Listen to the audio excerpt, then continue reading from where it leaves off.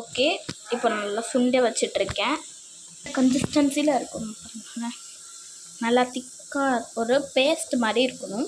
இன்னும் கொஞ்சம் இதை நல்லா திக் பண்ண விட்டோம்னா நல்லா ஃப்ரீஸ் ஆகிடும்.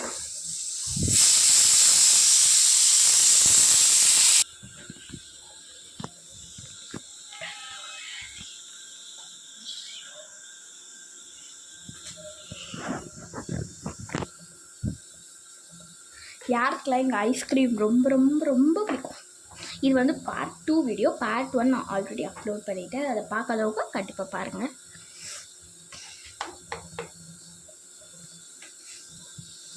இதில் தான் நம்ம ஊற்றி வைக்க போகிறோம். ஓகே, இதை நம்ம வாஷ் பண்ணிக்கலாம். அப்போ தான் இன்னும் நல்லா க்ளீனாக இருக்கும். நான் அதை வாஷ் பண்ணிக்கிறேன்.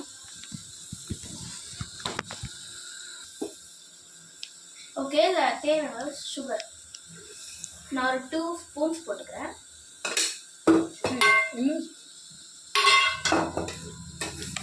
நெக்ஸ்ட் இன்னொரு ஸ்பூன்.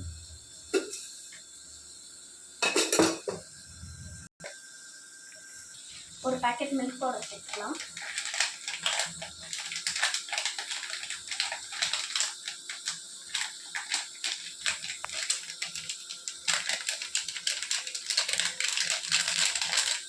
ஓகே, இப்போ நல்லா மிக்ஸ் பண்ணிக்கலாம்.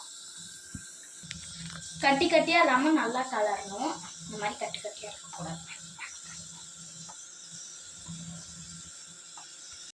இந்த கன்சிஸ்டன்சியில் இருக்கணும். இப்போ இதை நம்ம வந்து மஸ்க் மலானோடைய ஸ்கின்ல போட்டுடலாம்.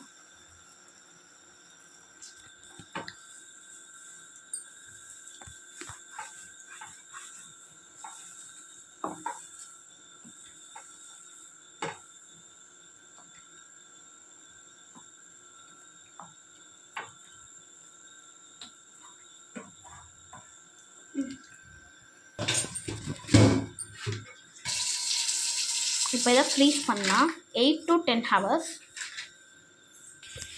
இதை இந்த மாதிரி க்ளோஸ் பண்ணிக்கலாம். அப்போ தான் வந்து ஃப்ரீசரில் அந்த ஐஸ் எதுவும் உள்ள. ஓகே, இப்போ நம்ம இதை போய் ஃப்ரீசரில் வச்சிடலாம். பிளேட்டில் வச்சுட்டு இதை வைக்கலாம். அப்போ தான் ஸ்டடியாக நிற்கும், எல்லாம் விழுந்துடும். இந்த மாதிரி ஒரு பவுலில் வச்சுருக்கேன். அதை போய் ஃப்ரீசரில் வச்சுட்டு வந்துடலாம். 8 to 10 hours கழிச்சு ஒரு சூப்பரான ஐஸ்கிரீம்.